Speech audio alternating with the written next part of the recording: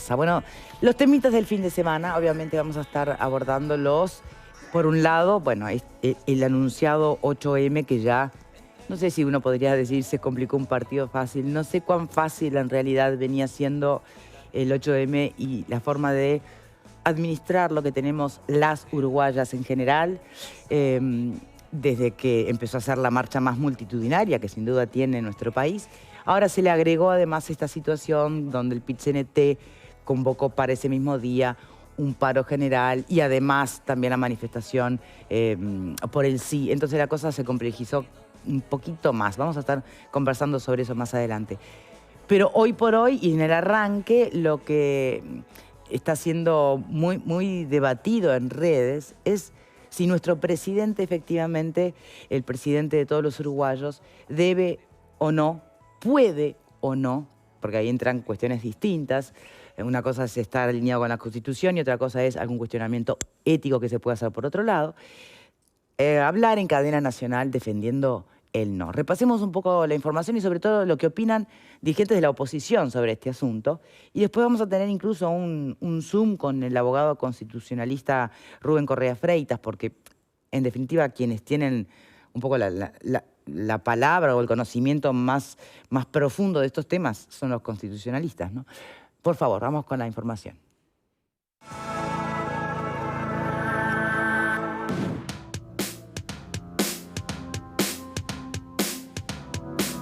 Yo creo que en primer lugar es una señal, por lo menos, de debilidad de la campaña, ¿no? Es decir, sacan al presidente, que es el único que logra aglutinar la opinión de la coalición de gobierno, a hacer campaña, que más allá de si hay impedimentos o no constitucionales, hay una línea ética y Lacalle Pou es el presidente de todos los uruguayos y las uruguayas, y en una situación de consulta popular, con 800.000 firmas que respaldan este referéndum, no debería ser el presidente justamente el portavoz de una de las partes.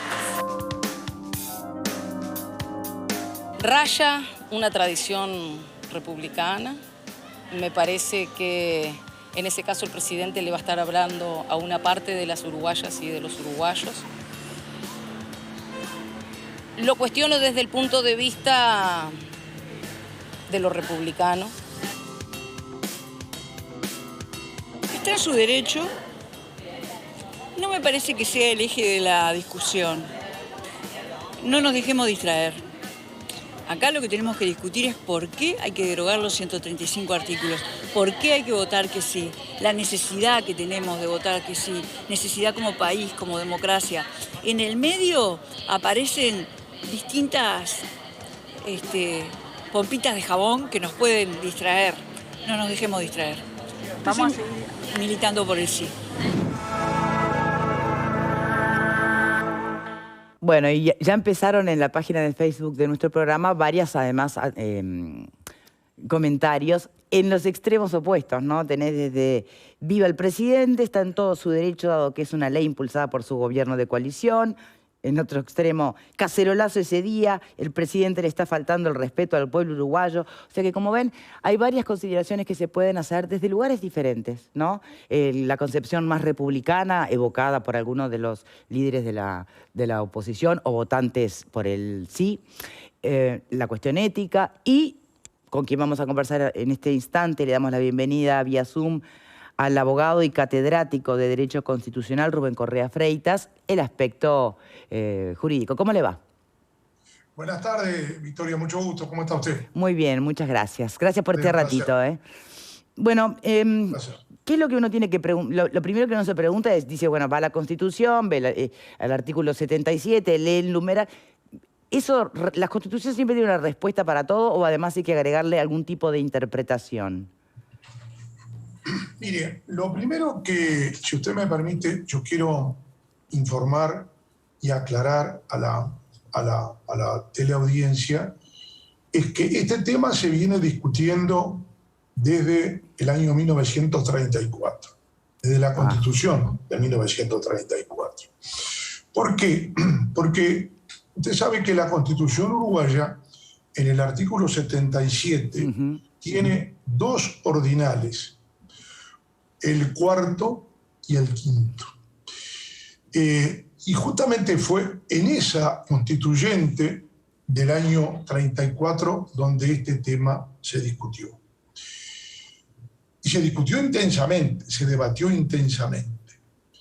¿Sabe por qué? Porque el constituyente Seco Illa, que era un constituyente de la Unión Cívica, del partido de la Unión Cívica, sostenía, afirmaba que había que incluir al presidente de la República en la disposición del ordinal cuarto, que prohíbe cualquier tipo de actividad política salvo el voto.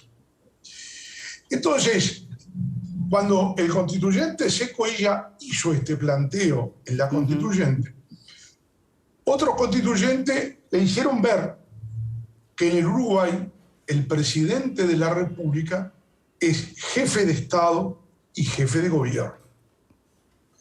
En otros términos, que el presidente de la República no solo es quien representa la unidad, como es el caso, pongamos, de la reina de Inglaterra, o del rey de España, que es el jefe de Estado, sino que además es jefe de gobierno. Quiere decir que es quien imprime la orientación política del gobierno. El presidente de la República es un político, que es elegido directamente por la ciudadanía y que todo el día, todo el año, durante todo su mandato, ¿qué hace? Política. Porque es esa su tarea, es quien imprime la orientación política del gobierno.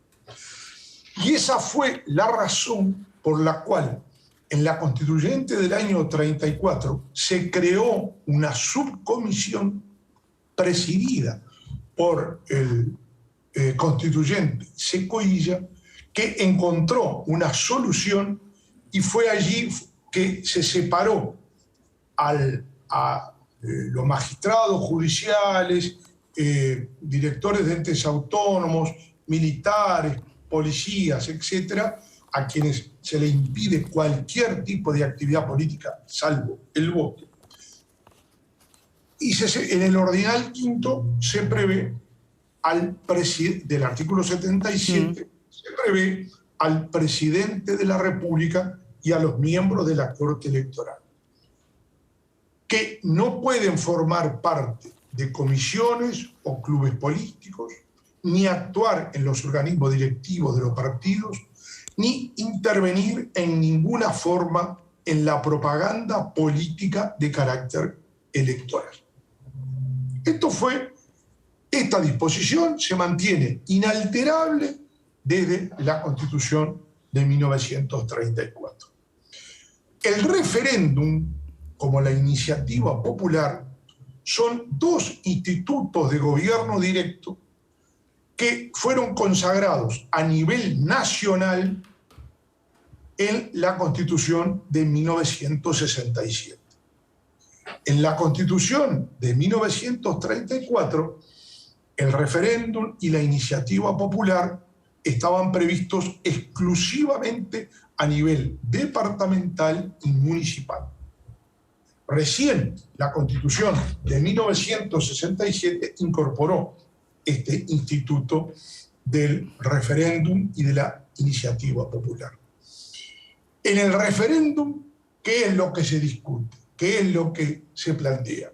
Bueno, el 25% de los inscritos habilitados para votar pueden impugnar, pueden someter a referéndum una ley o determinados artículos de una ley, como es en este caso, en donde 800.000 ciudadanos inscritos en el registro cívico interpusieron el recurso de referéndum contra 135 artículos de la llamada LUC, de la Ley de Urgente Consideración. A mí no me gusta llamarle la LUC, por principio, pero llamo la Ley de Urgente Consideración.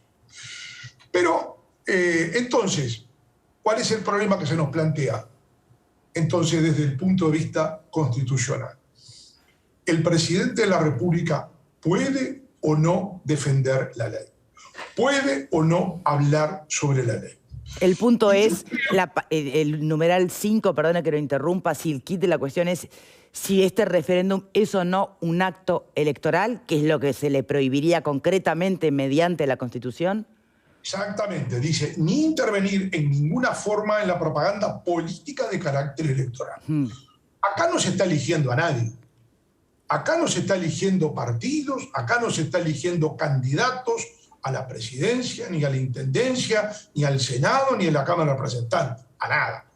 Acá lo que se está discutiendo es si se deroga o si se confirma 135 artículos de una ley. Se está discutiendo un texto jurídico, un texto legal, 135 artículos de una ley. Por lo tanto, no tiene nada que ver con el tema electoral acá. Acá no tiene nada que ver. Esto ya se planteó oportunamente allá por el año 1988, cuando el entonces presidente Julio María Sanguinetti, en una conferencia de prensa que dio a fin de año, ya por el mes de diciembre, justamente defendió la ley de caducidad de la pretensión punitiva del Estado, que todos, como ustedes recuerdan, había sido objeto del recurso de referéndum. Y en ese momento, algunos miembros de la Comisión Pro Referéndum criticaron, cuestionaron al presidente Sanguinetti por entender de que estaba violando la Constitución. Y se entendió que no. Y nosotros, en la doctrina, desde el punto de vista constitucional, se considera que no se está. El presidente de la República, a mi juicio, no solo puede, sino que debe explicar a la ciudadanía, tiene la obligación de explicar por qué promovió esta ley y cuál es el contenido de la ley.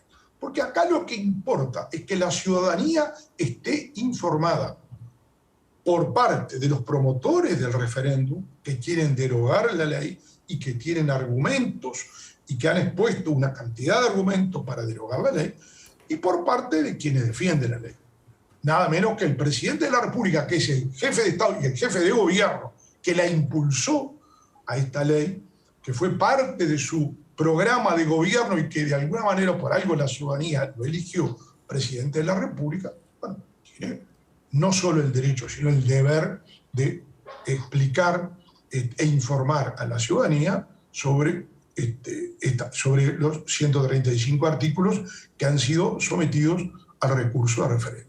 Ese es el problema desde el punto de vista jurídico constitucional. Bien, le agradezco muchísimo por su tiempo entonces, Correa de Freitas, muchas gracias. En todo caso, me queda la última. Si ya tiene un antecedente, como lo que usted nos narra de Sanguinetti en su momento, con la ley de caducidad, pero si a su vez esos antecedentes también estuvieron cargados de polémica, que vuelve a generarse, ¿no? Por más que desde su área se confirme la pertinencia y la asertividad, digamos, de que el presidente hable defendiendo su propia gestión, porque esta ley de urgente consideración es parte de su gestión, ¿no? ¿Habrá que hacer algún arreglo? ¿Habrá que, no sé, definirlo para que este tipo de polémicas no pasen más? ¿O in eternum va a ser cuestionado?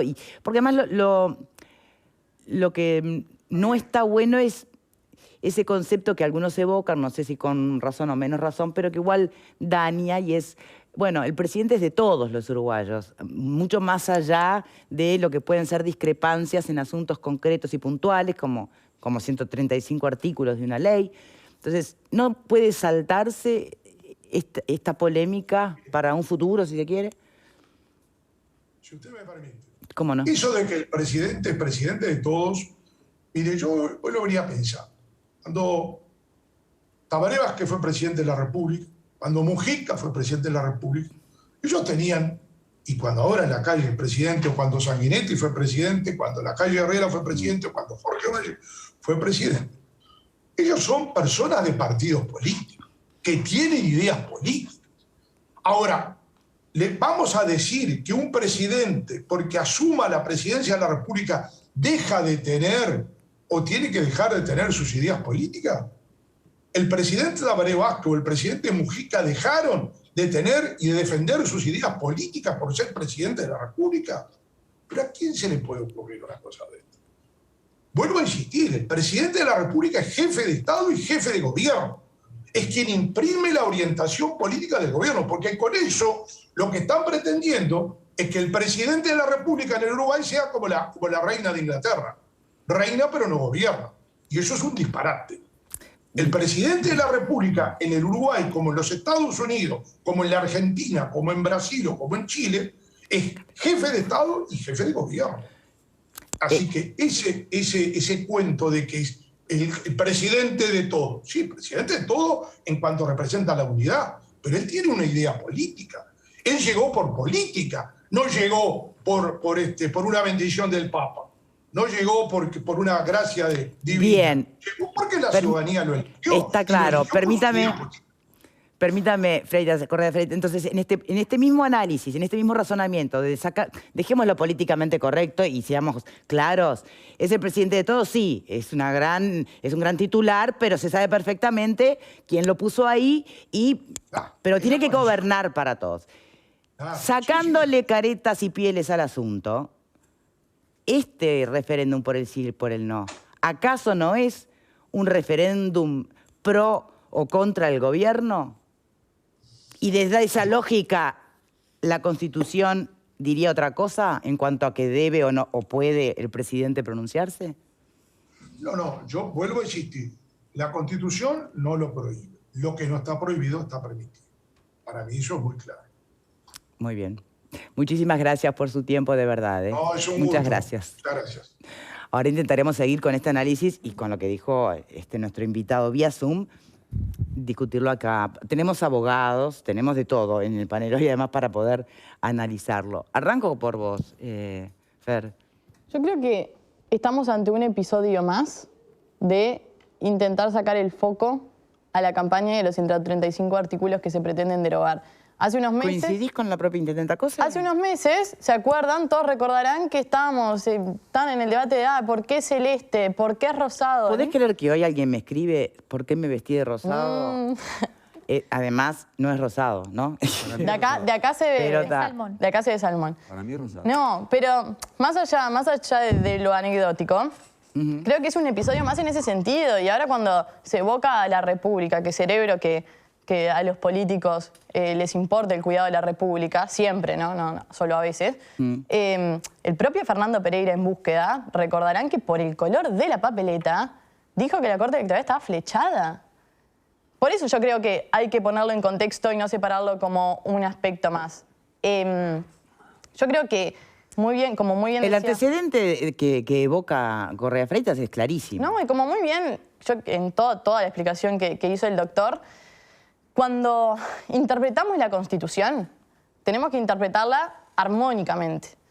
Como muy bien se decía, esto no es un acto electoral que pretenda ni elegir diputados, ni elegir senadores, ni elegir intendentes, ni elegir presidentes.